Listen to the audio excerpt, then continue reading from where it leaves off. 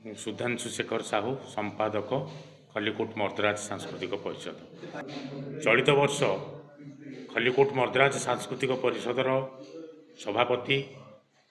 तथा विधायिका राणी साहेबा श्रीमती सुज्ञानी कुमारी देव देहांत होगा जोगु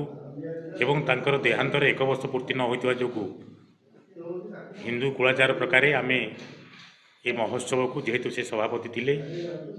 तेणु आम निराडम्बर भाव करने को निष्पत्ति नहीं आगठू नहीं एवं चलित वर्ष 2025 आम मर्दराज महोत्सव पालन करूना केवल राजबहादुर रामचंद्र मर्दराज देव जन्म जयंती सीमित रखीचु एवं एथिपाई आसंता 13 तारिख पूर्वाह्न 11 घंटा समय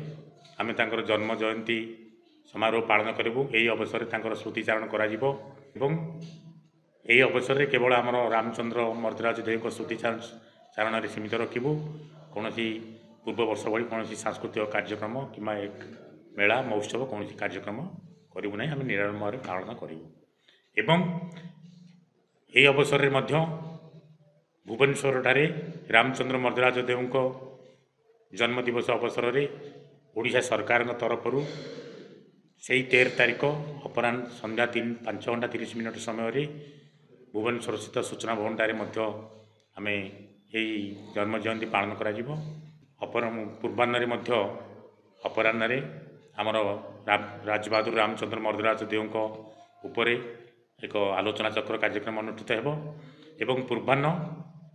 तथा प्रभात आमर भुवनेश्वर स्थित राजबहादुर रामचंद्र मर्दराज देव प्रतिमूर्ति में माल्यार्पण करा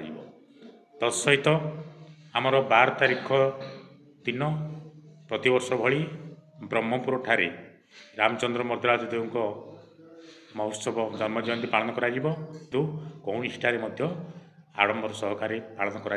केवल स्मृतिचारण राजबहादुर रामचंद्र मर्दराज देव स्मृतिचारण ही सीमित रही। प्रतिवर्ष आमर मर्दराज सम्मान दि जाऊला मर्दराज महोत्सव अवसर में किंतु चलित वर्ष मर्दराज सम्मान भी क्या प्रदान करा जाऊ नहीं एवं जो मर्दराज नाम एक स्मरणिका भी प्रकाशित होता ताकू भी आम ए वर्ष चलित वर्ष स्थगित रखीचु एवं आसंता वर्ष ठारू पुणी थे